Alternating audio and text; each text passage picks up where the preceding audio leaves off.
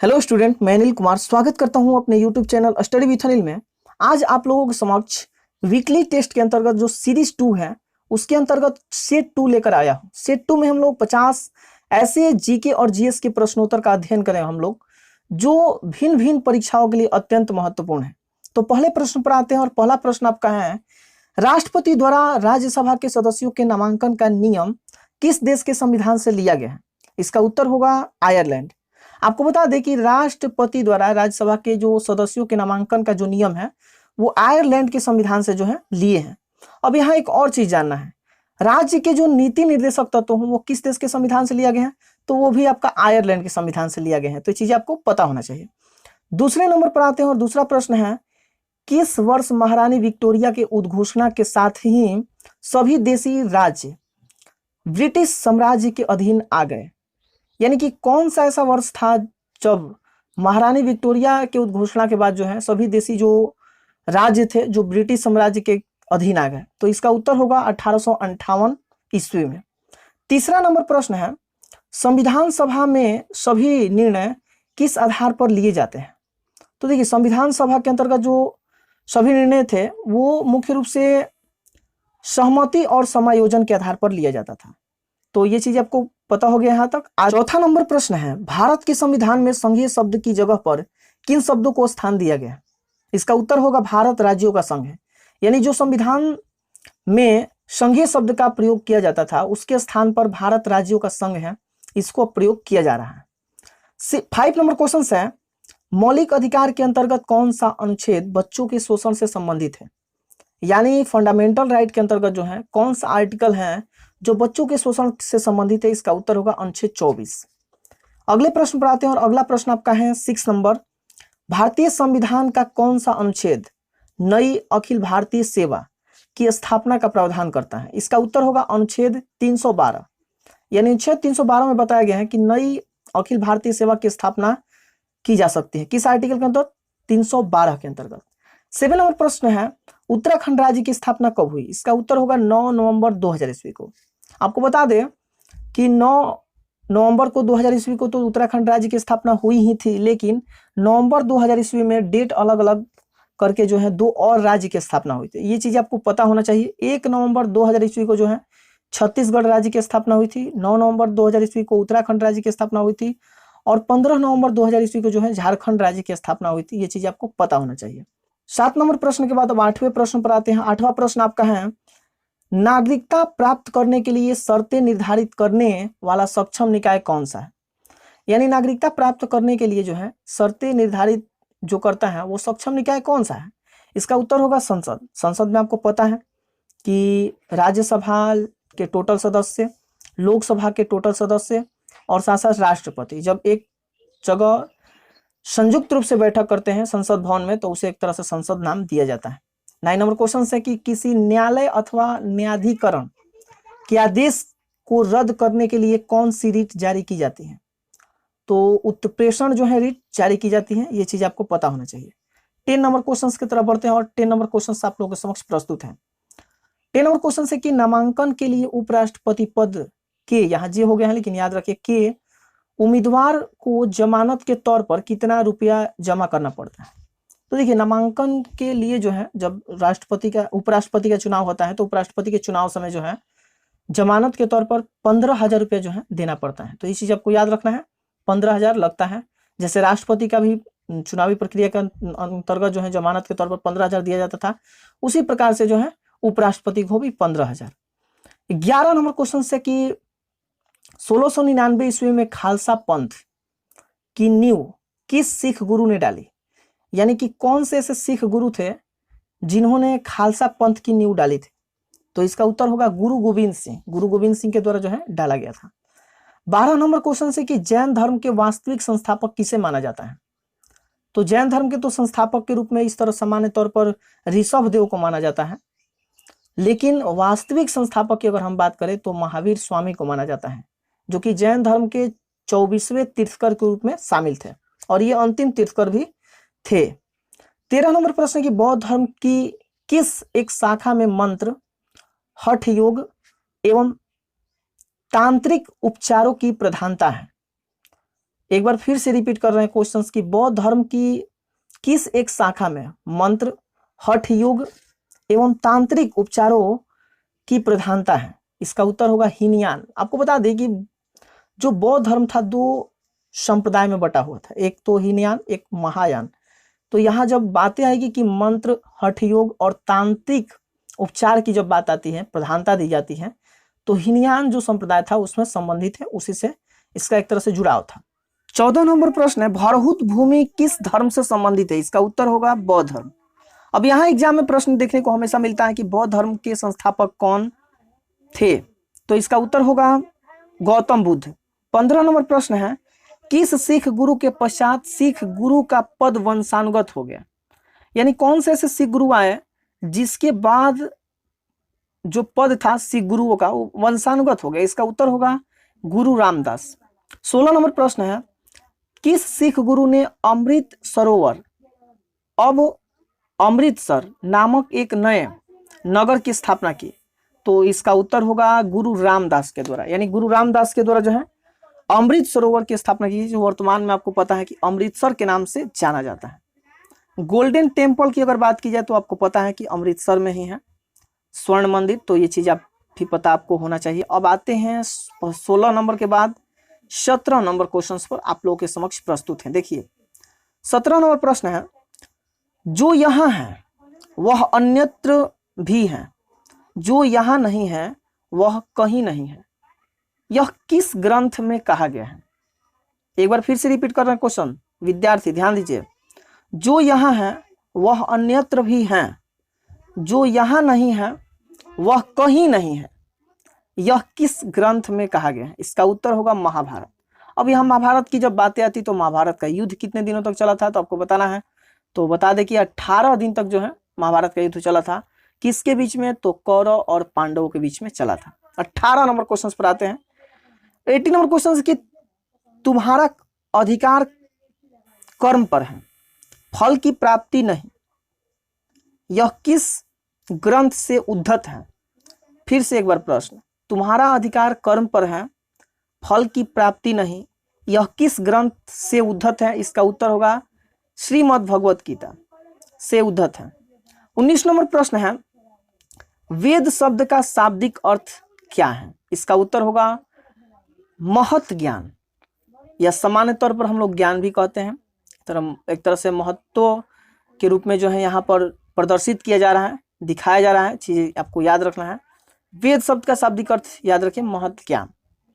20 number प्रश्न है कि किस धर्म में अहिंसा का चरम स्वरूप सर्वाधिक पालन किया जाता था? इसका उत्तर होगा जैन धर्म। यानी जैन धर्म में जो है इसका एक तरह से पालन किया जाता था। 21 नंबर प्रश्न है कि काम के बदले अनाज कार्यक्रम कब शुरू हुई? इसका उत्तर होगा 14 नवंबर 2000 ईस्वी को। 21 नंबर प्रश्न है कि विषय अर्थशास्त्र के जनक कौन है? यानी अर्थशास्त्र के पिता कौन है? इसका उत्तर होगा एडम स्मिथ। ये चीजें आपको पता होना चाहिए। 23 नंबर क्वेश्चन है कि कॉफी के मूल्य में वृद्धि होने पर चाय की मांग पर क्या प्रभाव पड़ता है? यानी प्रश्न है कि कॉफी के मूल्य में जब वृद्धि होते हैं तो चाय की मांग पर क्या प्रभाव पड़ेगा? इसका उत्तर होगा चाय की मांग में भी वृद्धि होगी। चीज आपको यहां तक पता है। आगे बढ़ते हैं। आगे जैसे ही बढ़ते हैं तो 24 नंबर प्रश्न आप लोगों के समक्ष प्रस्तुत है। 24 नंबर प्रश्न है, भारतीय रिजर्व बैंक का राष्ट्रीयकरण कब हुआ? तो देखिए भारतीय रिजर्व बैंक यानी आरबीआई, जिसकी स्थापना 1935 में हुआ था, लेकिन अब राष्ट्रीयकरण की बात आती है तो 1949 में इसका राष्ट्रीयकरण किया गया था। 25 नंबर क्वेश्चन है कि यह किसने कहा था कि यदि मुद्रा हमारी अर्थव्यवस्था का हृदय नहीं तो रक्त स्रोत तो अवश्य है। यानी क्वेश्चन से आपका कहा जा रहा है कि मुद्रा जो है हमारी अर्थव्यवस्था का हृदय के रूप में नहीं है तो रक्त स्रोत अवश्य है। यह किसका कथन है आपको बताना है।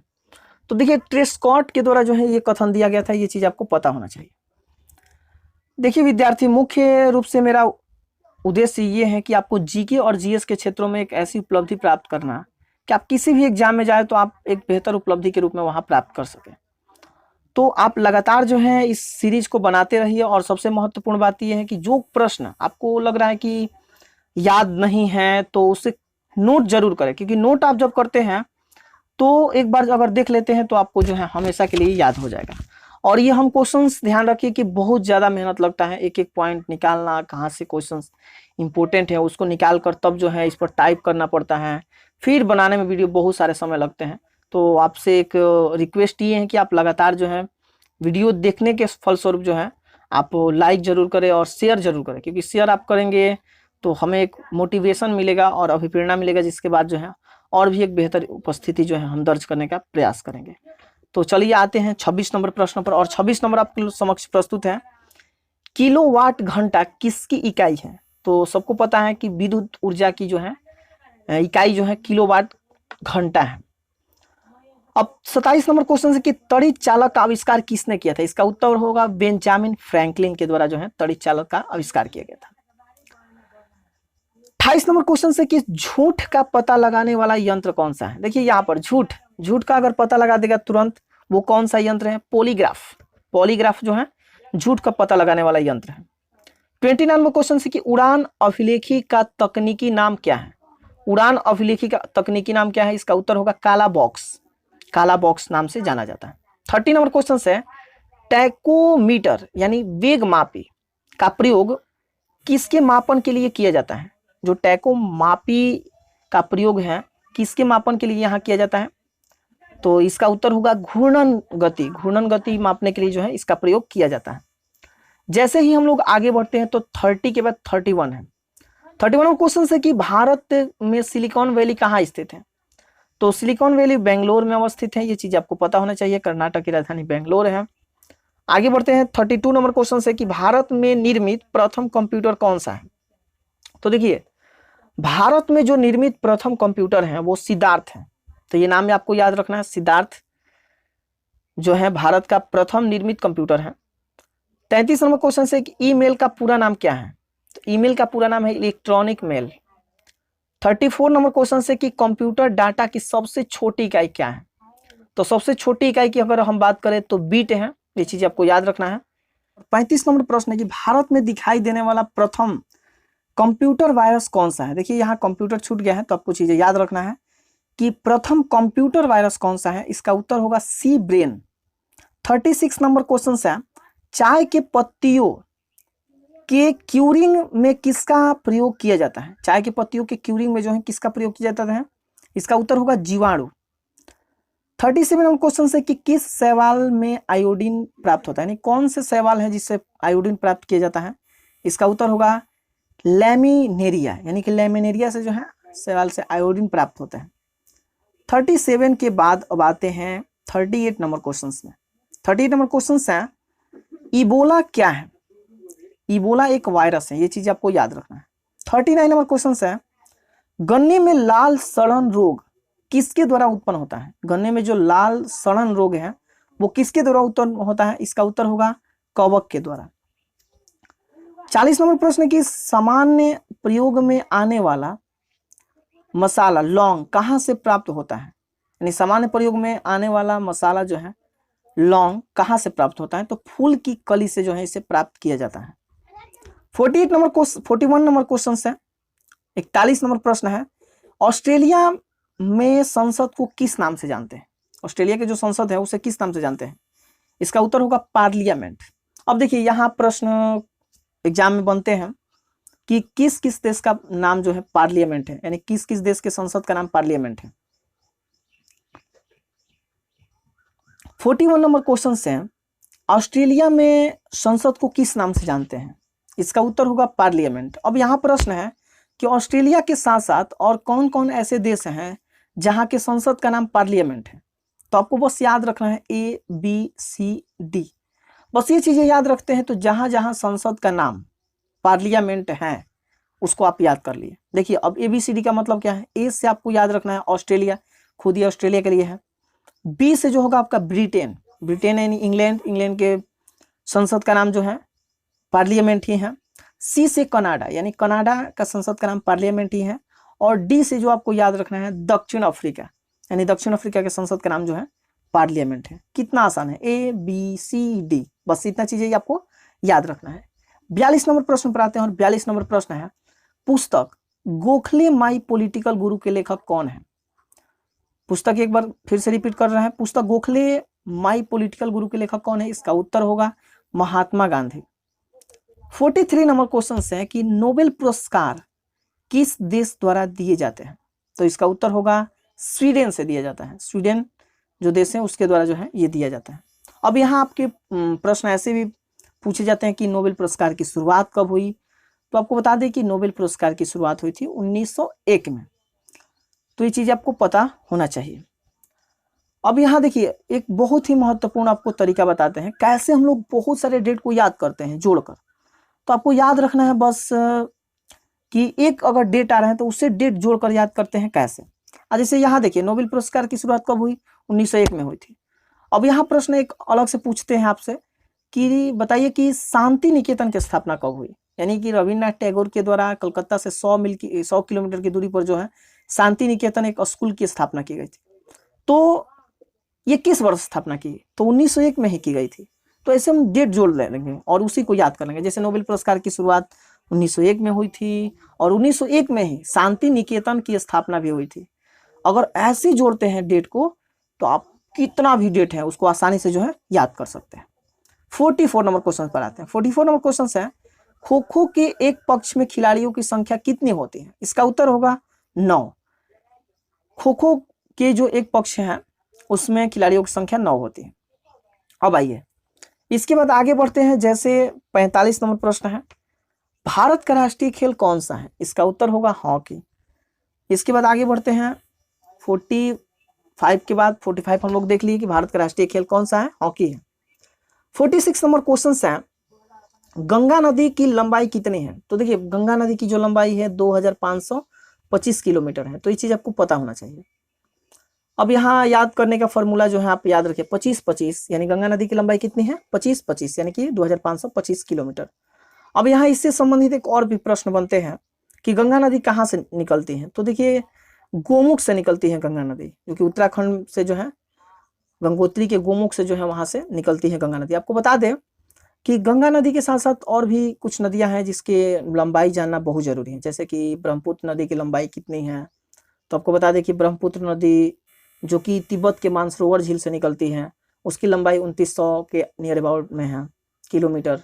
इसके बाद अगर हम बात करें सिंधु नदी की लंबाई कितनी है तो उसका भी लगभग 2900 किलोमीटर के आसपास जो है लंबाई है। और सिंधु नदी भी आपको बता दें कहाँ से निकलती है? तो तिब्बत के मानसरोवर झील से निकलती है। अब आगे बढ़ते हैं 47 नंबर क्वेश्चन है त्रिवेणी नहर में किस नदी से पानी आता है? त्रिवेणी जो नहर है उसमें किस नदी से पानी आता है? इसका उत्तर होगा गंडक नदी से। 48 नंबर क्वेश्चन है कि IR-20 जो IR-20 है किस चीज की अधिक पैदावार होने वाली किस्म है? फिर से एक बार रिपीट कर रहे हैं क्वेश्चन आपका है IR-20 किस चीज की अधिक पैदावार होने वाली किस्म है? इसका उत्तर होगा चावल। 49 नंबर क्वेश्चन है कि भारत का राष्ट्रीय फल क्या है? इसका उत्तर होगा आम। ये चीज आपको याद रखना है, भारत का राष्ट्रीय फल कौन सा है? आम है। अब अंतिम इस सेट का अंतिम प्रश्न है कि भारतीय सब्जी शोध संस्थान कहाँ स्थित है? यानी भारतीय सब्जी शोध संस्थान कहाँ स्थित है? इसका उत्तर होगा वाराणसी में। तो यहां से हम लोग देखिए अत्यंत महत्वपूर्ण 50 प्रश्नोत्तर जो कि भिन्न भिन्न परीक्षाओं के लिए अत्यंत महत्वपूर्ण है। तो अगर वीडियो अच्छा लगा हो तो कमेंट जरूर कीजिए कि कैसा मतलब है, इसमें जो कमी है उसको बताइए कि कहाँ कमी हो रही है, कैसे हम लोग को करना है। तो कमेंट जरूर कीजिए और लाइक जरूर कीजिए। लाइक के साथ साथ शेयर जरूर करें। अगर अभी तक हमारे चैनल स्टडी विथ अनिल को सब्सक्राइब नहीं किए हैं तो सब्सक्राइब जरूर करें और बेल आइकन को जरूर दबाएं, क्योंकि जब भी अगर हम वीडियो अपलोड करेंगे तो आप पर नोटिफिकेशन सबसे पहले चले जाए। तो चलिए मिलते हैं अगले एक नए सेट और सीरीज के साथ जो है। तब तक के लिए धन्यवाद। जय हिंद, जय भारत।